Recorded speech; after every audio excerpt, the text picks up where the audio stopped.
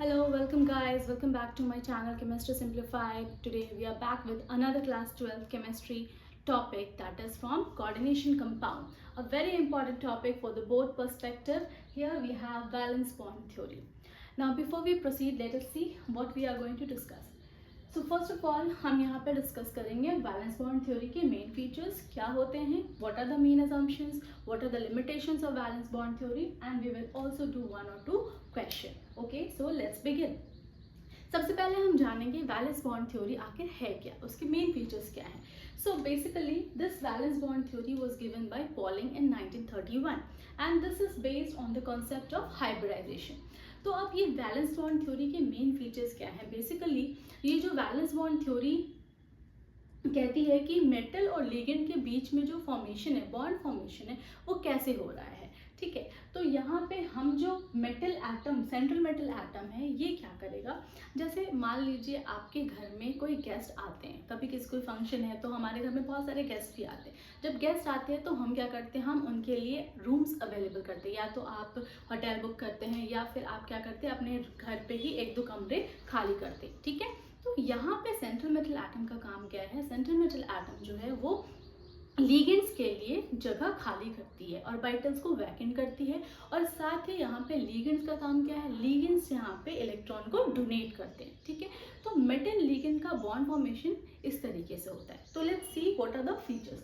सबसे पहले क्या कह रहे हैं, the metal atom uses its vacant atomic orbital to accommodate the lone pair electrons donated by the ligand. तो सेंट्रल मेटल एटम का काम क्या है, लिगेंड्स के लिए अपने ऑर्बिटल्स को वैकेंट करना. Secondly, each ligand donates an electron pair to the metal ion. तो जितने भी ligands हैं वो क्या करते हैं, इलेक्ट्रॉन को डोनेट करते हैं to the central metal atom. अब जो सेंट्रल मेटल एटम है, they undergo hybridization to make a equal set of equivalent orbitals for the bonding. ठीक है, और इस बॉन्डिंग में आपके इनर ऑर्बिटल्स यानी कि n-1d ऑर्बिटल भी पार्टिसिपेट कर सकते हैं और आउटर ऑर्बिटल भी पार्टिसिपेट कर सकता है, which is nd orbitals. With the help of VBT, we can also predict the geometry based on the hybridization. अगर इनर ऑर्बिटल पार्टिसिपेट कर रही है या आउटर ऑर्बिटल पार्टिसिपेट कर रही है, हम उसकी ज्योमेट्री का भी पता लगा सकते हैं कि ये टेट्राहेड्रल है या ऑक्टाहेड्रल है या फिर स्क्वायर प्लेनर है, ये हम पता कर सकते हैं. तो हम क्या नहीं पता कर सकते, कुछ चीज़ें हैं जो हम इससे पता नहीं कर सकते. Okay, like valence bond theory can not predict the exactly magnetic exact और मैग्नेटिक बिहेवियर, ये हमें नहीं बता सकती है. ठीक है, ये हमें एब्जॉर्प्शन स्पेक्ट्रा के बारे में नहीं बता सकती. ये हमें ये नहीं बता सकती है कि कोई भी कॉम्प्लेक्स स्ट्रॉन्ग फील्ड लिगेंड है या फिर वीक फील्ड लिगेंड है. So because of some limitations, we will further study another concept maybe in the next video, that is crystal fields theory. Okay, so मैंने आपको इसके मेन फीचर्स बताए, मैंने इसके आपको लिमिटेशंस बताए. Now we are going to do one or two questions and see what information do we get from this valence bond theory. Okay, so if you want to take a screenshot, you can take a screenshot and let's proceed with the first question. All right.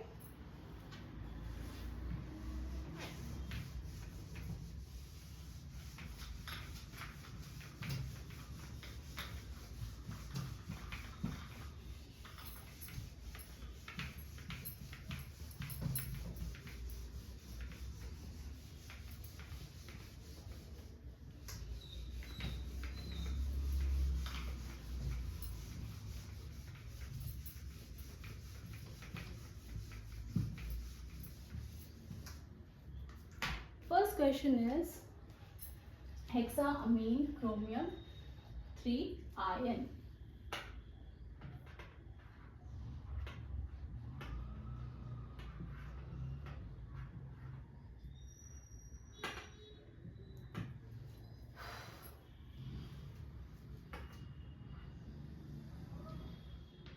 Okay, so first of all क्या है इसका नाम, हेक्साअमीन chromium 3 ion.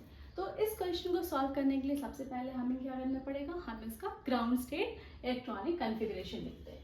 तो chromium का atomic number क्या है 24, इसका ground state configuration क्या होगा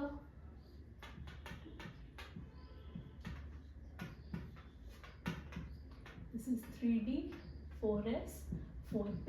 So this is 1, 2, 3, 4, 5 and 4s 1.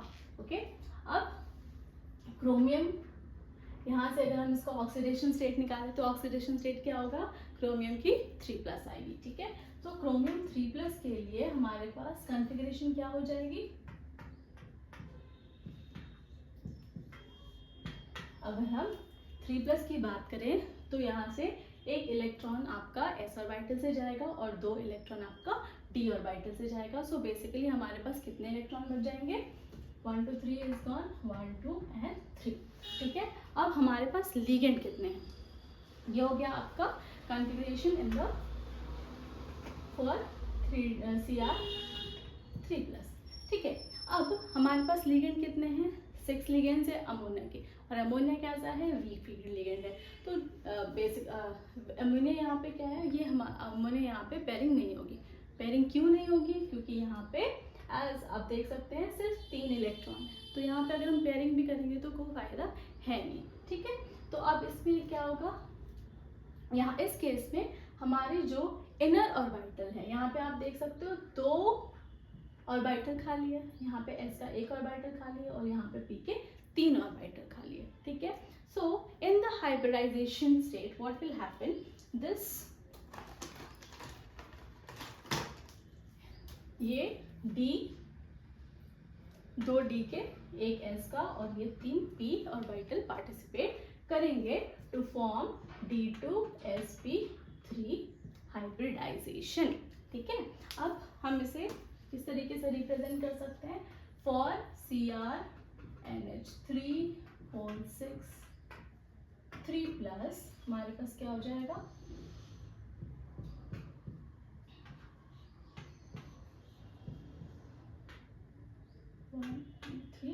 ये मैं क्रॉस से शो कर रही हूँ, द लिगेंड्स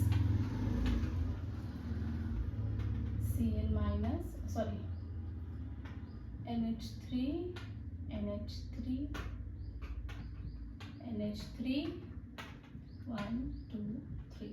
तो ये 6 लिगेंड जो है, अमोनिया एक न्यूट्रल लिगेंड है. ठीक है, तो ये आपका इस तरीके से कॉम्प्लेक्स फॉर्मेशन होगा. नाउ लेट्स डिस्कस कि इसकी हाइब्रिडाइजेशन क्या है, इसका नेचर क्या है. ठीक है, तो अगर हम यहाँ पे देख सकते हैं हाइब्रिडाइजेशन हमने ऑलरेडी निकाल लिया है. जस्ट हाइब्रिडाइजेशन, क्योंकि यहाँ पे 2 d 1 s और p ऑर्बिटल पार्टिसिपेट कर रहे हैं, तो इसकी हाइब्रिडाइजेशन क्या हो गई, d2sp3. ठीक है, इसका नेचर कैसा होगा, अब हम यहाँ पे देख सकते हैं कि इसके यहाँ पे इनर d ऑर्बिटल पार्टिसिपेट कर रहे हैं, इसीलिए इसका नेचर क्या होगा, inner orbital complex.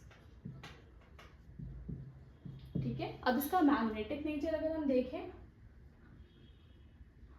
Magnetic nature की बात करें तो मैग्नेटिक नेचर में हम देख सकते हैं देयर आर अनपेयर्ड इलेक्ट्रॉन, और क्योंकि यहाँ पे अनपेयर्ड इलेक्ट्रॉन है इसीलिए इसका नेचर कैसा होगा, पैरामैग्नेटिक. और लास्ट में मैग्नेटिक मोमेंट भी हम कैलकुलेट कर सकते हैं. मैग्नेटिक मोमेंट कैलकुलेट करने के लिए हमें पता होना चाहिए नंबर ऑफ अनपेयर्ड इलेक्ट्रॉन. तो यहाँ पे कितने अनपेयर्ड इलेक्ट्रॉन है, तो the formula is n into n plus 2, that is under root 3 into 3 plus 2, that is 3 into 3 plus 2 is 5, so root 15. और अगर आप root 15 को solve करेंगे you will get a value around 3.87 Bohr magneton. तो इस तरीके से हमने क्या किया, वीबीटी की हेल्प से हमने हाइब्रिडाइजेशन कैलकुलेट कर लिया, नेचर कैलकुलेट कर लिया, मैग्नेटिक नेचर पता कर लिया और साथ में इसका मैग्नेटिक मोमेंट भी कैलकुलेट कर लिया. ठीक है, अब हम एक और क्वेश्चन सॉल्व करते हैं और उसके बाद I will give you a question to solve it by yourself. Second question is COF6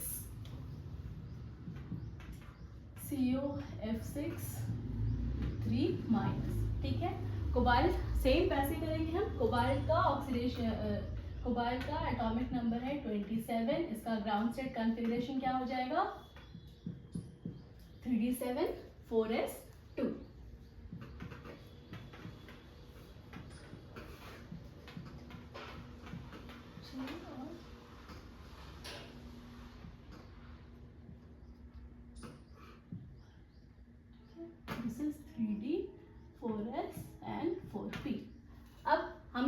करना है, इसका ऑक्सीडेशन स्टेट निकालेंगे। तो कोबाल्ट का ऑक्सीडेशन स्टेट क्या हो जाएगा, 3Fs-1, so you will get basically cobalt 3+। So cobalt 3+ के लिए ऑक्सीडेशन स्टेट, इसके लिए कॉन्फ़िगरेशन क्या हो जाएगी, 4s2 से एक जाएगा, 2 s से इलेक्ट्रॉन जाएंगे और एक d का इलेक्ट्रॉन जाएगा। तो कॉन्फ़िगरेशन क्या हो जाएगी,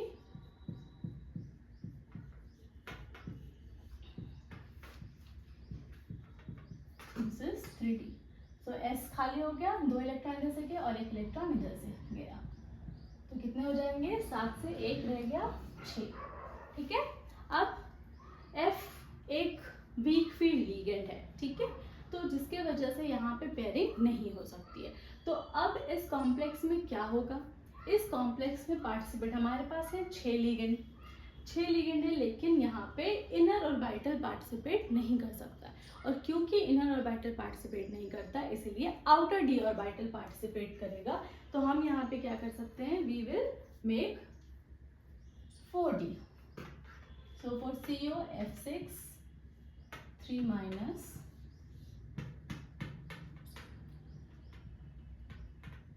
ये हो गया 3d, ये आपका s ऑर्बिटल पार्टिसिपेट करेगा 4p and 4d।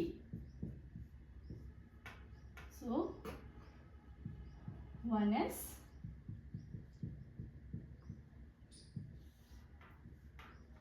4p 1 2 3 4 5 and 6, this is 4d। so hybridization क्या हो जाएगी, sp3d2, ठीक है, विच इज ऑक्टाहेड्रल। 5 1 6। तो इससे हम क्या कर सकते हैं, हाइब्रिडाइजेशन क्या हो गया, hybridisation is sp3d2।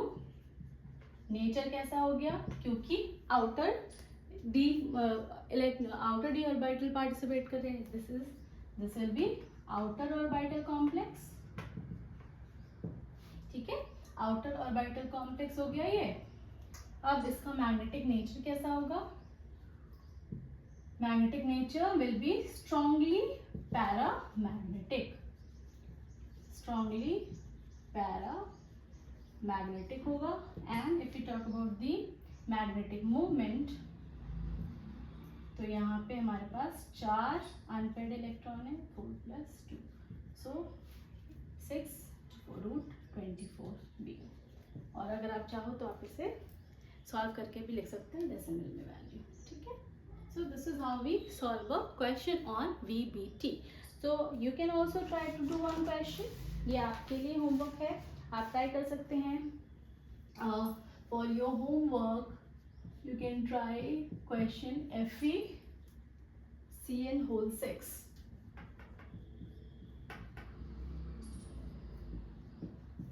Try by yourself and find out if you are able to do it। अगर आपको कोई भी डाउट है, कोई भी परेशानी है किसी भी क्वेश्चन, किसी भी स्टेप से, you can comment on the comment section। I hope you have understood what is valence bond theory। ठीक है, वैलेंस बॉन्ड थ्योरी हमें क्या क्या चीज़ें बता रही है, क्या क्या इन्फॉर्मेशन दे रही है। ठीक है, so if you like my video please do not forget to like and subscribe. Thank you for watching, see you in the next video, till then bye bye.